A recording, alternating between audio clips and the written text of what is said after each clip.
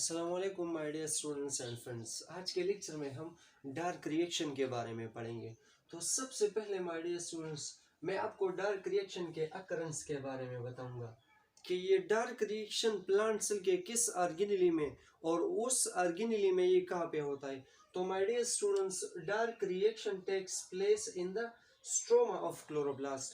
ये dark reaction जो है ना, ये क्लोरोप्लास्ट के स्ट्रोमा में होता है। तो अब चलो पढ़ते हैं कि ये स्ट्रोमा ऑफ क्लोरोप्लास्ट आखिर है क्या चीज। तो माय डियर स्टूडेंट्स, अगर हम क्लोरोप्लास्ट के स्ट्रक्चर के बारे में स्टडी करना चाहें तो chloroplast is a double membrane organelle, यानी ये ऑर्गेनेली ये दो मेम्ब्रेन से बना होता है। ये जो आउटर मेम्ब्रेन होता है इसको माय डियर स्टूडेंट हम आउटर क्लोरोप्लास्ट मेम्ब्रेन, यानी इसको हम शॉर्टकट OCM भी कह सकते हैं, यानी आउटर क्लोरोप्लास्ट मेम्ब्रेन। इसी आउटर क्लोरोप्लास्ट मेम्ब्रेन के अंदर एक एनदर मेम्ब्रेन मौजूद होता है जिसको हम इनर क्लोरोप्लास्ट मेम्ब्रेन, बिल्कुल इसी मेम्ब्रेन को माय डियर स्टूडेंट हम इनर क्लोरोप्लास्ट मेम्ब्रेन, यानी इसको हम शॉर्टकट ICM भी कह सकते हैं। बिल्कुल, अगर ये जो स्पेस आपको नजर आ रहा है, ये free space, the space present between the outer and the inner chloroplast membrane is known as the perichloroplastial space, यानी इसको हम शॉर्टकट PCS यानी perichloroplastial space भी कह सकते हैं। ये जो आपको सारा इनर पोर्शन यानी इनर मेम्ब्रेन के अंदर जो सारा पोर्शन आपको दिखाई दे रहा है, this portion is actually known as the stroma. इसी पोर्शन को माय डियर स्टूडेंट्स स्ट्रोमा कहते हैं, और इसी स्ट्रोमा में माय डियर स्टूडेंट्स ये सारा प्रोसेस यानी ये डार्क रिएक्शन इसी स्ट्रोमा में होता है। Dark reaction take place in the stroma of chloroplast, यानी ये dark reaction my dear students ये क्लोरोप्लास्ट के स्ट्रोमा में होता है। फिर अगर इसी स्ट्रोमा को हम फर्दर स्टडी करना चाहे तो इसमें सेक लाइक स्ट्रक्चर एक दूसरे के ऊपर बिल्कुल पड़े होते हैं। This sac like structure is known as the thylakoids. Okay, इसमें लाइट रिएक्शन होता है, इसी थाइलाकाइड्स में या ग्रेनम में लाइट रिएक्शन होता है, जबकि इसी स्ट्रोमा में my dear students dark reaction होता है। तो आज का हमारा टॉपिक वो जो है ना लाइट रिएक्शन नहीं है, वो डार्क रिएक्शन है। तो चलो हम डार्क रिएक्शन के प्रोसीजर के बारे में पढ़ते हैं। लेकिन प्रोसीजर के पढ़ने से पहले माय डियर स्टूडेंट मैं आपको एक और बात यहाँ पे एक्सप्लेन करना चाहूंगा। इसी डार्क रिएक्शन को हम सिर्फ डार्क रिएक्शन नहीं कह सकते, बल्कि इसको हम लाइट इंडिपेंडेंट रिएक्शन भी कह सकते हैं और इसको हम मेलवन साइकिल भी कह सकते हैं। इसको लाइट इंडिपेंडेंट रिएक्शन हम इसलिए कह सकते हैं क्योंकि this dark reaction doesn't required any type of light, इसको लाइट की जरूरत होती ही नहीं। और इसको हम मेलवन साइकिल भी कह सकते हैं बिकॉज ये एक साइंटिस्ट था मेलवन, जिन्होंने इसको प्रपोज किया था, इसी बेस पे हम इसको मेलवन साइकिल भी कह सकते हैं। माय डियर स्टूडेंट, अगर हम इसको इसके प्रोसीजर के बारे में पढ़े तो this dark reaction completes in 3 steps, ये 3 स्टेप्स में कंप्लीट होता है। The first one is known as the carbon fixation. First one को माय डियर स्टूडेंट हम कार्बन फिक्सेशन कहते हैं। इसी कार्बन फिक्सेशन को मैं यहाँ पे एक्सप्लेन करना चाहूंगा कि इसमें एक 5 कार्बन कंपाउंड है नाउन एज द RUBP यानी राइबोलोज बिसफॉस्फेट। इसके साथ कार्बन डाइऑक्साइड रिएक्शन करता है in the presence of enzyme known as rubisco, और इससे बन जाता है हेक्सोज बिसफॉस्फेट। अब ये hexose bisphosphate my dear students ये अनस्टेबल कंपाउंड है। क्या अनस्टेबल? ये अनस्टेबल कंपाउंड है, लिहाजा ये ब्रेक हो जाता है इनटू 2 मॉलिक्यूल, एक मॉलिक्यूल ये और दूसरा ये, यानी 2 मॉलिक्यूल ऑफ PGA में ये ब्रेक हो जाता है। अब ये तो आपके टेक्स्ट बुक का तरीका है। अगर मैं बिल्कुल उसी तरह इसको भी on the base of formula, on the base of molecular base पे एक्सप्लेन करना चाहूँ तो इसी RUBP का फार्मूला है माय डियर स्टूडेंट क्या है, C5H12O11P2। इस RUBP का फार्मूला है माय डियर स्टूडेंट C5H12O11P2। ये कार्बन डाइऑक्साइड अपनी जगह पे आएगा, इसके साथ ये कार्बन डाइऑक्साइड कंबाइन हो जाता है in the presence of enzyme known as the rubisco, और इससे बन जाता है हेक्सोज बिसफॉस्फेट। अब हेक्सोज बिसफॉस्फेट का फार्मूला मुझे नहीं आता, अब आपने इसी फार्मूले को यहाँ से खुद निकालना है। किस तरह निकालना है माय डियर स्टूडेंट? अगर हम देखें तो RuBb में कितने कार्बन थे? 5 थे, जबकि एक कार्बन इसी कार्बन डाइऑक्साइड से इसके साथ कंबाइन हो जाता है और इससे बन जाता है C6, यानी यहाँ पे 5 कार्बन और एक कार्बन, तो अगर हम इसको प्लस करें तो इससे क्या आएगा? C6।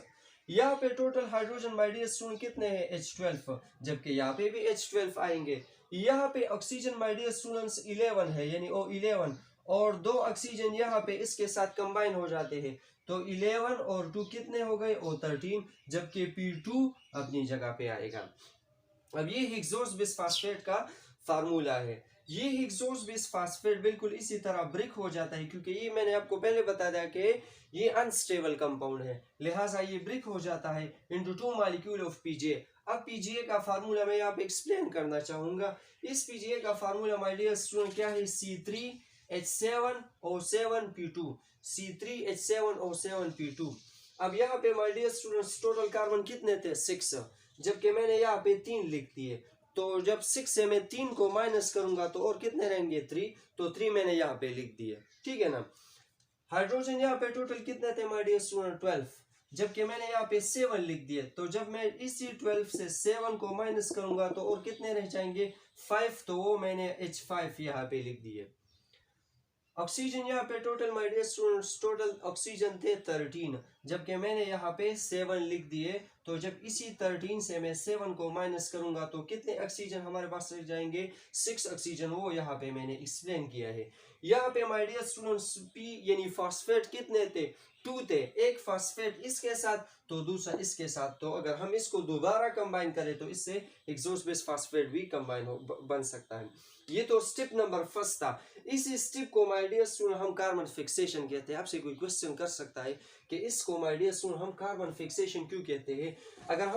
अगर हम देखें माय डियर स्टूडेंट्स, इसी कार्बन डाइऑक्साइड का ये कार्बन इसी RuBb में फिक्स हुआ है, because this carbon from carbon dioxide fixed in the 5 carbon compound known as the ribulose bisphosphate, therefore this step is known as the carbon fixation।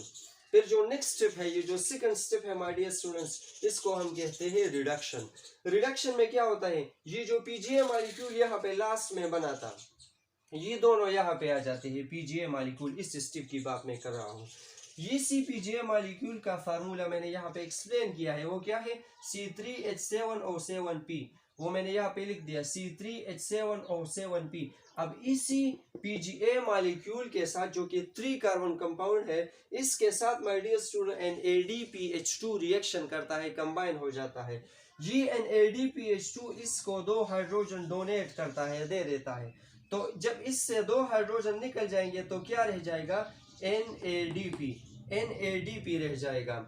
अब इसका formula PGA से अब किस तरह ये फार्मूला आएगा माय डियर स्टूडेंट्स? यहाँ पे टोटल कार्बन कितने थे? 3, तो C3 अपनी जगह पे आएगा। हाइड्रोजन यहाँ पे 7 थे, जबकि 2 इसी NADPH2 ने इनको दिए हैं, तो 7 + 2 = H9। ऑक्सीजन यहाँ पे 7 और P ये अपनी जगह पे आएगा O7P। अब बिल्कुल इसी स्टेप की तरह ये भी है कि इसके साथ भी NADPH2 रिएक्शन करता है। ये NADPH2 इसको 2 हाइड्रोजन डोनेट करता है, तो इससे माय डियर स्टूडेंट्स NADP बन जाएगा, NADP, और इसका फार्मूला अब आएगा C3 अपनी जगह पे आएगा। हाइड्रोजन यहाँ पे टोटल कितने थे माय डियर स्टूडेंट्स? 5 थे, जबकि 2 हाइड्रोजन इसी NADPH2 ने इनको दिए, डोनेट किए, तो इससे माय डियर स्टूडेंट हाइड्रोजन 5 थे, जबकि 2 इन्होंने दिए, तो H7 यहाँ पे आ जाएगा, H7 इससे बन जाएगा, O6 और P अपनी जगह पे आएगा। अब इसी स्टेप में माय डियर स्टूडेंट्स इसके साथ एक ATP रिएक्शन करता है, ATP रिएक्शन करता है। ये ATP जिसके साथ 3 फास्फेट है, as the name indicate adenosine triphosphate, इसके साथ 3 फास्फेट है।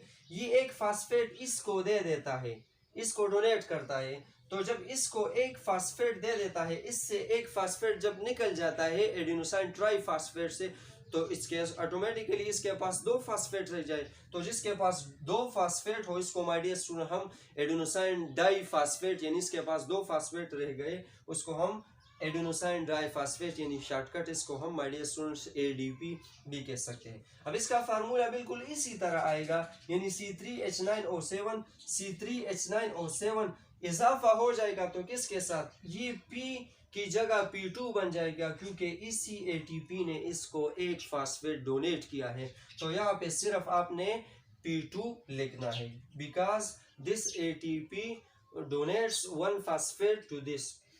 अगर हम इसी स्टेप की बात करें तो बिल्कुल इसी तरह इसके साथ भी एक ATP रिएक्शन करता है, ये ATP इसको एक फास्फेट डोनेट करता है और इससे बन जाता है एडेनोसाइन डाइफॉस्फेट, जबकि इसका फार्मूला अब इसी तरह आएगा C3H7O6 और P की जगह P2 आएगा, क्योंकि इसी ATP ने इनको एक फास्फेट दिया है, तो लिहाजा इससे बन जाएगा P2।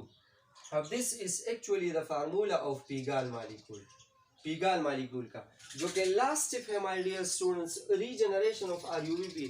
As the name indicate कि ये जो पहले स्टेप में हमारे पास 5 कार्बन कंपाउंड RUBP इस्तेमाल हुआ था, यूज हुआ था, इसी लास्ट स्टेप में माय डियर स्टूडेंट्स इसकी दोबारा रीजनरेशन होगी, ये दोबारा पैदा होगा और दोबारा इसी साइकिल को रन करेगा। तो माय डियर स्टूडेंट्स ये पीगाल मालिक्यूल जो कि सेकंड स्टेप में लास्ट में बने थे, ये दोनों पीगाल मालिक्यूल, इसका फार्मूला मैंने यहाँ पे एक्सप्लेन किया है, C3H9O7P2 और इस पीगाल का फार्मूला भी मैंने यहाँ पे एक्सप्लेन किया है, C3H7O6P2 माय डियर स्टूडेंट्स ये दोनों यहाँ पे कंबाइन हो जाते हैं, ये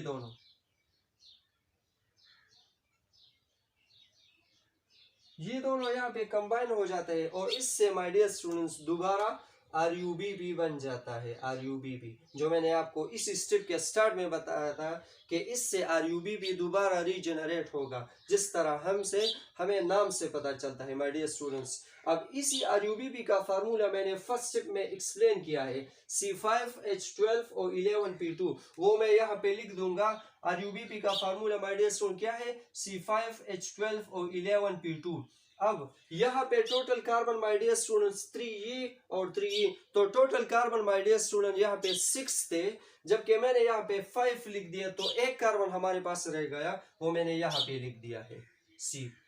हाइड्रोजन यहाँ पे टोटल कितने थे, 9 और 7, तो 9 और 7 टोटल हाइड्रोजन हमारे पास थे 16, जबकि मैंने यहाँ पे 12 लिख दिए, तो जब 16 से मैं 12 को माइनस करूंगा तो H4 यहाँ पे आ जाएगा, यानी 12 हाइड्रोजन मैंने यहाँ पे लिख दिए RUBP के नीचे। बाकी कितने हाइड्रोजन मेरे पास रह गए, टोटल 4 हाइड्रोजन, वो 4 हाइड्रोजन मैंने यहाँ पे लिख दिए हैं।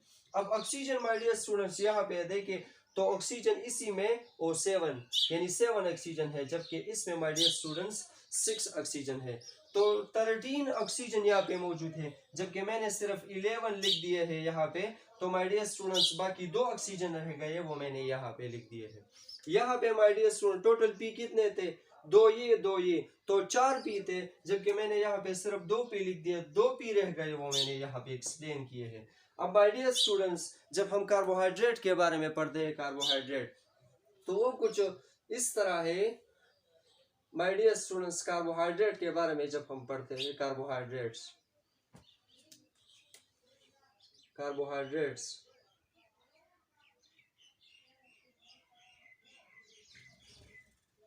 तो इस कार्बो का मतलब है माय डियर स्टूडेंट्स कार्बन, और हाइड्रेट का मतलब है वाटर। हाइड्रेट का मतलब क्या है माय डियर स्टूडेंट्स, वाटर। अब इसी माय डियर स्टूडेंट्स इसी कार्बन को मैं C से डिनोट करता हूं, और इसी वाटर का फार्मूला मेरे पास है H2O, यानी मैं ये कह सकता हूं कि this is the simple carbohydrate molecule. अब मैं डिफिनीशन यहाँ पे एक्सप्लेन करना चाहूंगा कि अगर आपसे कोई क्वेश्चन करे कि मुझे डार्क रिएक्शन के डिफिनीशन के बारे में बताएं, तो डिफिनीशन क्या है। अब यहाँ पे भी आपने फोकस देना है, 2 1s are 2 और 2 2s are 4, तो इससे माय डियर स्टूडेंट्स क्या बनेगा, CH2O, बिल्कुल इसी तरह जिस तरह यहाँ पे बना था, CH2O, यानी ये एक सिंपल कार्बोहाइड्रेट थे। जब हम इसी कार्बन डाइऑक्साइड